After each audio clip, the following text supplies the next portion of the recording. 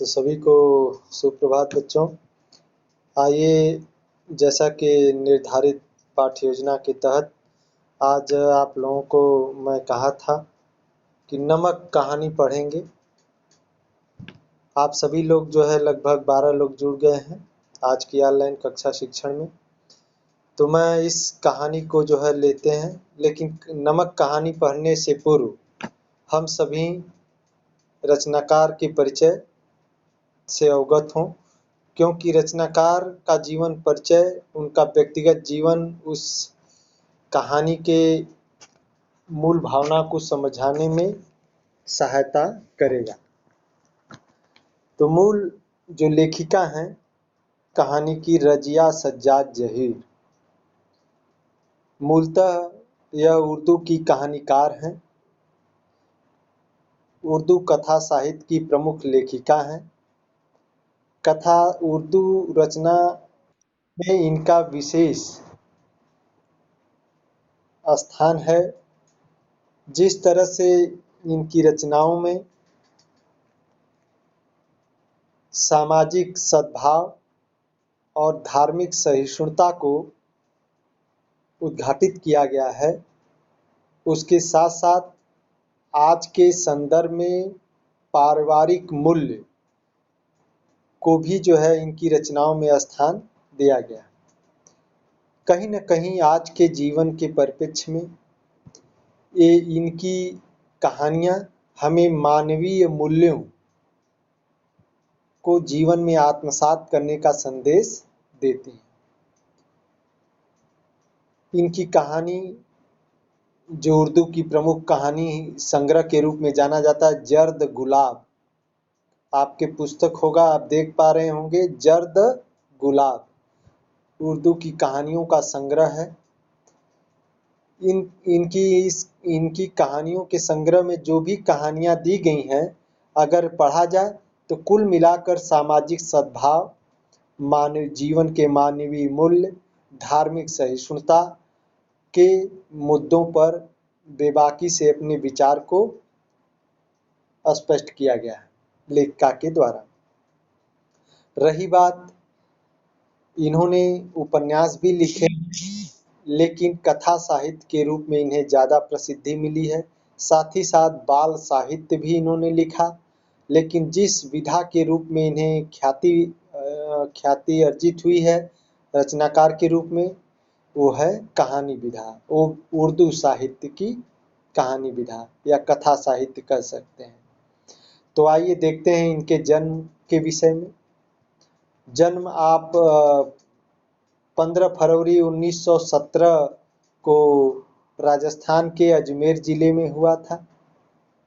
और प्रमुख रचना के रूप में देख रहे हैं जर्द गुलाब उर्दू कहानी संग्रह, सम्मान सोवियत भूमि नेहरू पुरस्कार, उर्दू अकादमी उत्तर प्रदेश, अखिल भारतीय लेखिका संघ अवार्ड, तमाम पुरस्कारों से भी इन्हें नवाजा गया है। और इनका देहावसान 18 दिसंबर 1979 को हो गया है। 1979 को हो गया है। आप बच्चों, आप ताजुब खाएंगे कि आप जो है जिस तरह से पठन पाठन का काम कर रहे हैं, आप विद्यालय में से जुड़े हुए हैं। विद्यालय से आज अभी ऑनलाइन शिक्षण के द्वारा आप घर पर बैठे हुए पढ़ाई कार्य कर रहे हैं। ऐसे ही लेखिका ने भी जो है अपने जीवन काल में स्नातक तक की पढ़ाई घर से ही की। ज़्यादातर जो है पढ़ाई, ये कहने का मतलब कि बीए तक की पढ़ाई लगभग इन्होंने घर से ही किया। जब पीजी करना हुआ तो ये इलाहाबाद विश्वविद्यालय आती हैं और इलाहाबाद विश्वविद्यालय से उर्दू भाषा में पीजी की डिग्री हासिल करती हैं। अध्यापन कार्य भी किया उन्होंने, जो है 1965 के आसपास जो है अध्यापन कार्य भी किया डिग्री कॉलेज में। उसके साथ साथ फिर इन्हें विदेश में सेवा करने का मौका मिला और ये विदेश चली जाती हैं और वहाँ भी सेवा कार्य में लगी रहती हैं। 1965 में सोवियत सूचना विभाग में इनको जो है नियुक्त किया जाता है। आप देख पा रहे होंगे किताब में लिखा हुआ है। और कुल मिलाकर देखा जाए तो आप देख सकते हैं कि कथा साहित्य में इनका महत्वपूर्ण स्थान है। बाल साहित्य की रचना भी की। मौलिक सर्जना के साथ साथ इन्होंने विभिन्न भाषाओं की रचनाओं का अनुवाद भी किया और इनकी भाषा बड़ा ही सहज, सरल और मुहावरेदार है। भाषा इनकी बहुत ही सहज, सरल और मुहावरेदार है और एक तरह से इनकी जो है साहित्यिक विशेषताओं को देखा जाए तो हम कह सकते हैं कि रजिया सज्जाद जहीर की साहित्यिक विशेषताएं जो हैं वो हैं कि इनकी कहानियों में सामाजिक सद्भाव, धार्मिक सहिष्णुता और आधुनिक संदर्भों में पारिवारिक मूल्यों को उभारने का एक सफल प्रयास इनकी रचनाओं के माध्यम से किया गया है। सामाजिक यथार्थ और मानवीय गुणों का सुंदर सामंजस्य इनके रचनाओं में हमें देखने को मिलता है। तो साथियों, प्यारे बच्चों, आप आइए इनकी अब आगे की कहानियों के विषय में जो हम देखते हैं कि कहानी में क्या विस्तृत जो है अध्ययन किया गया है। कहानी हमें जो है भारत पाक विभाजन की मार्मिक दशा के ऊपर जो है हमारा ध्यान आकर्षित करती है इनकी कहानी। भारत पाक विभाजन, भारत पाक मतलब पाकिस्तान, भारत और पाकिस्तान के विभाजन के चलते दोनों देशों के जो विस्थापित पुनर्वासित जन लोग थे या जो समाज था उनकी जो है जीवन की जो है समस्याओं को उद्घाटित किया गया है। कोई भी आपको पूछे, सीधे शब्दों में आप कहें कि रजिया सज्जाद जहीर नमक कहानी के माध्यम से भारत पाक विभाजन के चलते दोनों देशों के विस्थापित पुनर्वासित जनता के जीवन की समस्याओं का मार्मिक चित्रण किया गया है। या रजिया सज्जाद जहीर ने नमक कहानी के माध्यम से भारत पाक विभाजन से उत्पन्न दोनों देशों में विस्थापित पुनर्वासित लोगों के जीवन की समस्याओं को मार्मिक ढंग से उद्घाटित करने का प्रयास किया गया है। आकाश सुनी, आवाज सुन पा रहे हैं आप सभी लोग? अंकिता पटेल, आकाश, मनीष, आवाज सुन? मैं सिर्फ यही कह रहा हूं, केवल आप 2 लाइन में ध्यान दें कि नमक कहानी भारत पाकिस्तान विभाजन के चलते दोनों देशों के लोग जो विस्थापित हुए और पुनर्वासित हुए उनके जीवन की जो समस्याएं थीं उसी का मार्मिक चित्रण इस पाठ में किया गया। अब आप कहेंगे क्या सिर्फ इतना ही है, कहानी सिर्फ इतना ही बताती है? नहीं, कहानी के साथ साथ मैंने आपको कई सारा जो है मैं कहानी भी पढ़ा हूँ आधा घंटा पहले, आपको जो लिख कर जो है विस्तृत तौर पर मैं आपको दिया। आप देख रहे होंगे उस कहानी को, आप देखिएगा उसकी कहानी का जो है करीब 9-10 पॉइंट मैंने लिख कर दिया हूँ। एक बार मैं चाहूँगा कि आप जो है उस कहानी को पढ़ लें। मैं पढ़ भी दे रहा हूँ जो मैं आपको भेजा। देखिए, 1-2 पॉइंट जो मैंने चर्चा कर भी दिया कि आधुनिक उर्दू कथा साहित्य की एक प्रमुख रचनाकार के रूप में रजिया को जाना जाता है। इनका मूल नाम रजिया ही था, लेकिन इनका विवाह सज्जाद जहीर नाम के एक जो कम्युनिस्टी नेता के साथ हुआ था, इसलिए अब इनका पूरा नाम रजिया सज्जाद जहीर हो गया। रजिया सज्जाद जहीर एक कम्युनिस्टी नेता थे, राजनेता थे और उनके साथ रजिया का विवाह हुआ। अब पूरा नाम अब रजिया सज्जाद जहीर। तो आप लोग देखते हैं ऐसे स्थितियां हैं। तो आप रजिया की भाषा सहज, सरल एवं मुहावरेदार है। ये आप देख रहे हैं। भाषा भी हम लोग पढ़ेंगे, देखेंगे कि कैसे जो है एकदम सरल भाषा में अपनी बात को कहा है। सामाजिक सद्भाव की बात और धार्मिक सहिष्णुता की बात और आधुनिक जीवन संदर्भों में हमारे मानवीय मूल्यों को उभारने का प्रयास कहानी में किया गया है। अब इसमें एक दो पॉइंट और हैं कि सामाजिक यथार्थ और मानवीय जीवन मूल्यों का जो सामंजस्य है, बड़ा ही सहज रूप से इस कहानी में उद्घाटित हुआ है। इस तरह आप भी लिख सकते हैं, सामाजिक यथार्थ और मानवीय गुणों का बड़ा ही सहज सामंजस्य नमक कहानी में उद्घाटित किया गया है। और अगला पॉइंट कह सकते हैं कि पुरानी पीढ़ियां जो हैं, हम लोगों की जो पुरानी पीढ़ियां रही हैं, हमारे जो है बाप दादा परदादा, जो भी आप समझ लें, पुरानी पीढ़ियों के लोगों की भांति, पुरानी पीढ़ियों के लोगों की भांति आज की नई पीढ़ी के लोगों के दिलों में अपनी मातृभूमि के प्रति गहरा प्रेम भाव प्रकट करने का संदेश दिया गया है। सीधे शब्दों में कह दें कि हमारी पुरानी पीढ़ियां अपनी मातृभूमि से बेहद लगाव और बेहद उन्हें लगाव होता था, उन्हें प्रेम होता था। क्या आज के आधुनिक जीवन परिप्रेक्ष्यों में हम आप देखते हैं, क्या हम लोग अपनी मातृभूमि से इतना लगाव रखते हैं, इतना प्रेम रखते हैं? यह कहानी इस ओर हमारा इशारा हम लोगों को मानो प्रेरित करती है, संदेश देती है कि हमें अपने बुजुर्गों की भांति हमें भी जो है अपने देश, अपनी जन्मस्थली के प्रति बेहद लगाव होना चाहिए।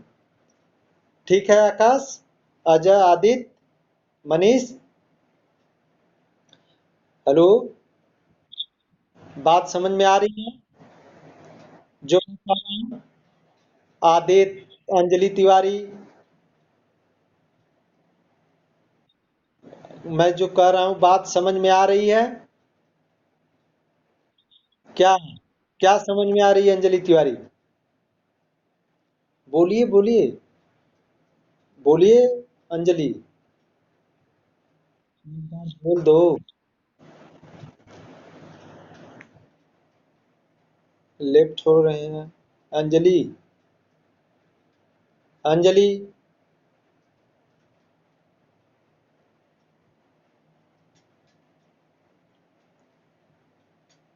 आवाज सुनाई नहीं दे रही है क्या? वर्षा, वर्षा, हेलो, आकाश, आकाश, ये सब चुप क्यों हो जाते हैं एकदम से? ये सब चुप हो जाते हैं, बोलते ही नहीं। मैं ये कह रहा था, हम ये कह रहे हैं कि क्या एकदम बड़े आसान शब्दों में मैं कह रहा हूं कि कहानी में भारत पाकिस्तान विभाजन के चलते जो विस्थापित लोग होते हैं, उनके जीवन की समस्याओं को मार्मिक ढंग से उद्घाटित किया गया है। ये पॉइंट है।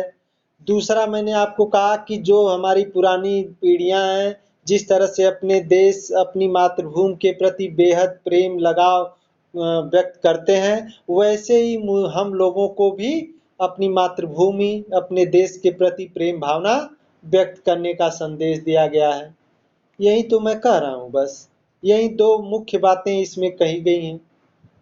और तीसरी बात यह है कि जो सामाजिक यथार्थ है, उस सामाजिक यथार्थ के साथ हमारे मानवीय मूल्यों के सामंजस्य का बड़ा सहज मिश्रण दिखाया गया है। और बातें कह सकते हैं कि हमें एक दूसरे के देश या मातृभूमि के प्रति प्रेम भाव व्यक्त करना चाहिए। हम भारतीय हैं तो हम पाकिस्तानी लोगों के देश से प्रेम न करें, उनके देश का जो है हम मजाक उड़ाएं, तो यह क्या है, हमारे मानवीय मूल्यों के विपरीत है। तो हमें एक दूसरे देश का सम्मान करना चाहिए, एक दूसरे के देश का हमें सम्मान करना चाहिए। कहने का तात्पर्य यह है कि अगर हम दूसरे देश के लोगों या दूसरे लोगों को जो है सम्मान देंगे, तभी तो हमारे देश के लोगों का सम्मान मिलेगा। तो यही है कि एक दूसरे के देश के प्रति सम्मान भाव व्यक्त करने का संदेश दिया गया है। और कह सकते हैं, अगली एक पॉइंट कहा गया है कि राजनीतिक स्तर पर या मजहबी आधार पर देश की जो है भौगोलिक सीमाओं पर जो है सरहदें खींच देना, यह दोनों देशों के लोगों के दिलों को बांट नहीं सकता। यह संदेश दिया जा रहा है कि राजनीतिक या मजहबी आधार पर सीमाओं या सरहदों का निर्माण कर दिया जाना, यह लोगों के दिलों को नहीं बांट सकता। इस पाठ में बताया जा सकता है राजनीतिक सीमाएं लोगों को दिलों को नहीं बांट सकती, यह जो है इस पाठ में बताने का प्रयास किया जा रहा है। और कहा जा सकता है कि कानून से, एक अंतिम पॉइंट में बताऊंगा, कानून से कभी कभी बढ़कर प्रेम और शालीनता का व्यवहार भी होता है। कानून अपनी जगह है, प्रेम और शालीनता अपनी जगह है। कभी कभी कानून के बीच में प्रेम और शालीनता भी आ जाती है। तो प्रेम और शालीनता और जन समर्थन भी आ जाता है। अभी आपको ताजा आंकड़े आपको मैं इस परिप्रेक्ष्य में बता रहा हूँ। सुशांत सिंह राजपूत का आपने जो है कई दिनों से जो है सुन रहे होंगे आप लोग, जन समर्थन कैसे मिला। एडवोकेसी पत्रकारिता आपने समझा होगा, पढ़े हैं एडवोकेसी। जन समर्थन जो है कानूनी तौर पर महाराष्ट्र सरकार को, बिहार सरकार को सौंपनी चाहिए थी एफआईआर, लेकिन कानूनी तौर पर ये न होकर सुप्रीम कोर्ट ने भी जो है फैसला किस तरह से जो है कहने का मतलब यह है कि एक सच्ची न्याय के लिए जन समर्थन, पूरे देश की जनता, जनार्दन, मीडिया से लेकर सब लोग जो है सीबीआई जांच की अपील कर रहे थे। सर्वप्रथम अधिकार है महाराष्ट्र सरकार को इसकी जांच पड़ताल करने का, लेकिन सुप्रीम कोर्ट जन भावनाओं को ध्यान में रखकर कानूनी दावपेच से थोड़ा हटकर सीबीआई जांच को भी इजाजत दे देती है। तो ये यही इशारा कर रहा है कि कानून ही सब कुछ नहीं है, कानून के साथ साथ प्रेम और शालीनता भी होनी चाहिए। तो आप देखेंगे कानून से बढ़कर प्रेम और शालीनता भी होता है। इस पाठ में ये सारी बातें विस्तार से बताई गई। तो मैं इन 8-10 पंक्तियों को मैंने आपके जो व्हाट्सएप ग्रुप में संप्रेषित कर दिया हूँ। इसको आप अपनी जो है उत्तर पुस्तिका में लिख लेंगे और उस पर पढ़ेंगे। अब आइए साथियों, मैं इस बात पर चर्चा करूंगा कि कहानी के विषय में जो कहा गया कि भारत पाकिस्तान के विभाजन से दोनों देशों के जो लोग विस्थापित पुनर्वासित लोग हैं, इनके जीवन की कठिनाइयों या समस्याओं का मार्मिक चित्रण जो किया गया, कि कैसे जो है इसको विस्तार से इस कहानी को हम आगे बढ़ा सकते हैं। तो हम देख सकते हैं कि कहानी को कई चरणों में हम बांट कर इसका अध्ययन कर सकते हैं। कहानी का प्रमुख भाग जो है, शुरुआत जो प्रारंभिक भाग है, भारत विभाजन का यथार्थ। देख सकते हैं कहानी को कई भागों में हम चरणबद्ध तरीके से जो है इसका अध्ययन कर सकते हैं। तो पहले चरणबद्ध पहला चरण हो सकता है कि भारत पाक विभाजन का यथार्थ, अर्थात भारत और पाकिस्तान के विभाजन की मार्मिक स्थिति का वर्णन हम देख सकते हैं। और दूसरे भाग में देख सकते हैं कि सफिया का पाकिस्तान जाना और वहां पर उसका स्वागत उसके परिजनों द्वारा किया जाना। फिर तीसरा देख सकते हैं कि वहां के कस्टम अधिकारियों के नजर से ओझल रखते हुए नमक को भारत लाए जाने की सफिया द्वारा योजना बनाया जाना। फिर सफिया का सफिया के द्वारा स्वप्न देखा जाना। सफिया की वापसी कैसे होती है, सफिया की वापसी का वर्णन, और सफिया का भारतीय सीमा में प्रवेश का वर्णन, और सफिया के भारतीय सीमा में प्रवेश के बाद भारतीय कस्टम अधिकारी ने क्या निर्णय लिया, इसका जो है हम अध्ययन। तो इस तरह से इन कई चरणों में इस कहानी को हम बांट कर एक जो है विस्तृत अध्ययन कर सकते हैं। तो कहानी पहला है भारत पाक का जो विभाजन का यथार्थ है, फिर सफिया का पाकिस्तान जाना, वहां उसके परिजनों द्वारा उसका स्वागत किया जाना, ये दूसरा चरण हो सकता है। तीसरा चरण ये है कि सफिया किस तरह से जो है वहां के कस्टम अधिकारियों से के नज़र से ओझल होते हुए नमक को लाने की योजना बनाती है, उसको आप इस वर्णन को आप देखेंगे। सफिया कैसे तरह से द्वंद्वों में स्वप्न इत्यादि देखती है, और सफिया की वापसी किस तरह से होती है, और भारतीय सीमा में जब प्रवेश करती है तब क्या होता है। फिर भारतीय कस्टम अधिकारी से उसकी जो है मुलाकात होती है, तो भारतीय कस्टम अधिकारी किस तरह से अपने विचार और अपने कानून की जो है रक्षा करता है। इन सब विस्तार से इस कहानी को हम पढ़ सकते हैं। तो उम्मीद करता हूँ कि आप सब लोग जो है इस कहानी का संक्षिप्त जो है रूपरेखा आप लोगों को समझ में आई होगी। आकाश सोनी, आकाश सोनी, आकाश, समझ में आ गई कहानी का संक्षिप्त रूपरेखा? तो कहानी के इस संक्षिप्त हाँ, कहानी के इस संक्षिप्त रूपरेखा के साथ मैं अब जो है ये चाहूंगा कि हम लोग कहानी का शुभारंभ करते हैं पढ़ना। तो मैं आकाश सुनी से जो है निवेदन कर रहा हूँ कि कहानी की प्रथम पंक्तियां जो हैं पढ़ें अपनी पाठ्य पुस्तक से। आकाश सोनी, शुरुआत करें पढ़ना।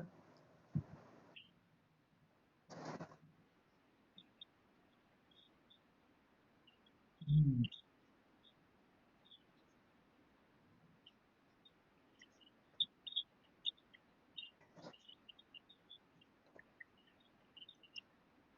हम्म।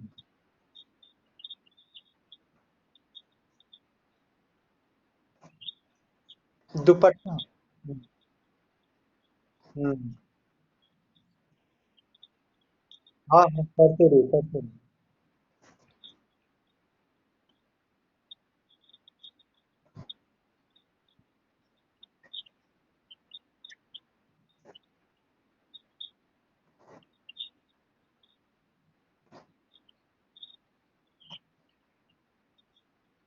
हम्म।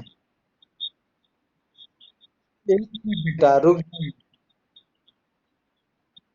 हम्म। वहाँ के लोग कैसे खूबसूरत होते हैं।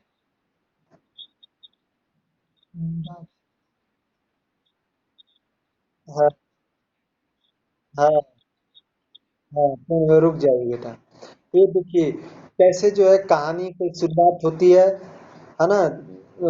सफिया के जो है सिख बीवी से मुलाकात होती है। मुलाकात का वक्त कैसे होता है, सफिया जो है सिख बीवी के घर गई हुई है ना। सफिया जो है सिख बीवी के घर गई हुई है। सफिया का जो है परिजन कुछ भारत पाकिस्तान विभाजन होने के बाद पाकिस्तान में चले गए, और कई वर्ष हो गए हैं, सफिया अपने परिजनों से मिलने के लिए अब वहाँ जाने वाली है। और भारत पाक विभाजन के बाद सिख बीवी जो लाहौर की थीं, वो अब भारत में आकर बस चुकी थीं। लेकिन किसी धार्मिक अनुष्ठान के समय इन दोनों का जो है मुलाकात होता है। सिख बीवी की जो है बेटी समान जो है सफिया दिखती थी और बड़ी अपनत्व की भावना थी। और सफिया वहीं पर जो है चर्चा करती है कि मुझे जो है अपने भाइयों से मिलने वहाँ जाना है। और तब तक जो है जैसे ही बात करती है तो सिख बीवी को भी जो है अपने पुराने मातृभूमि के प्रति याद आने लग जाती हैं, सारी स्मृतियां ताजा हो जाती हैं। वो कहती हैं कि क्या वहाँ का जीवन था, वहाँ के लोग कैसे उम्दा जीवन जीते थे, कैसे नफीस मतलब अच्छे अच्छे अच्छे कपड़े, नफीस मतलब सुरुचिपूर्ण, अपने रुचि के अनुसार कपड़ों का जो है कपड़े पहनते थे, कितने जिंदा दिली जीवन जीते थे और खान पान कितना अच्छा होता था, उम्दा मतलब अच्छा होता था। वो सारी जो है सुखद स्मृतियां सिख बीवी के मन मस्तिष्क पर दौड़ने लगी और चेहरे पर एक खुशी नजर आने लगी। अब ये धार्मिक अनुष्ठान के समय की मैं बात कर रहा हूँ, आगे पढ़िए। कीर्तन होता रहा, कीर्तन होता रहा मतलब धार्मिक अनुष्ठान का कार्य हो रहा था, पढ़िए। कीर्तन।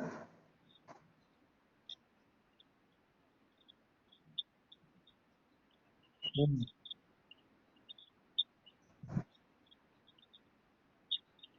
हम्म। हम्म।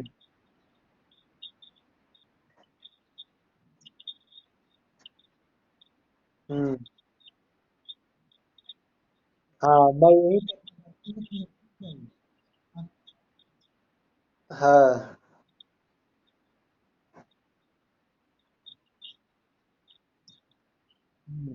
सादा लाहौर। हम्म।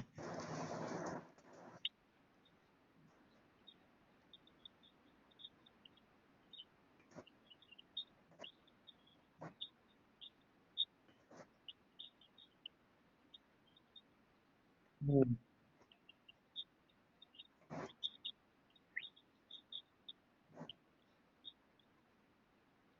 नम, लाहौरी नमक लाना। हम्म।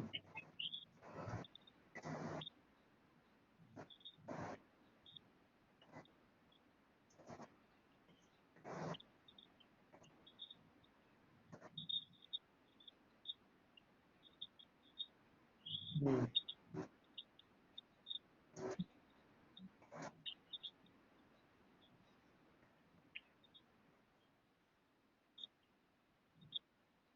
हम्म।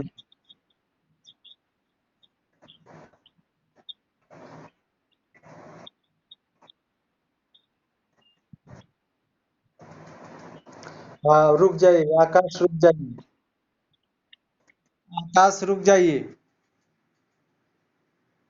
यहाँ पर अब मैं यहीं पर यहीं तक जो है मैं बात कर रहा हूँ कि धार्मिक अनुष्ठान कीर्तन वगैरह हो रहा था।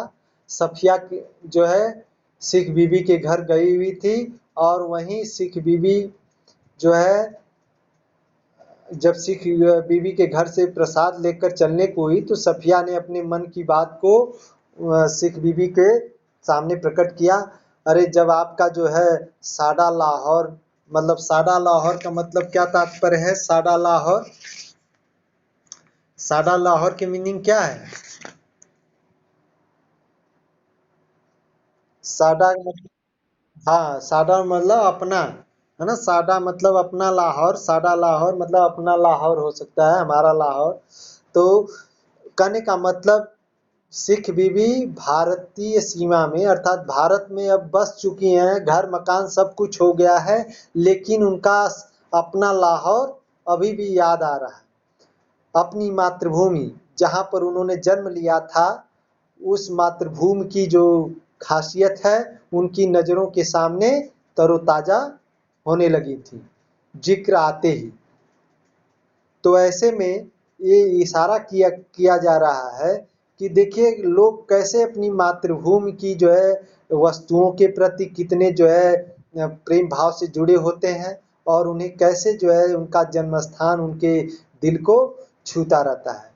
तो इस तरह से कहानी जो इस बात को हमारा इंगित करती है कि हमें अपनी मातृभूमि या जहाँ जन्मस्थली है उस जन्मस्थली के प्रति प्रेम भाव या उसके प्रति लगाव हमारे मन मस्तिष्क या हृदय में होना चाहिए। क्यों होना चाहिए?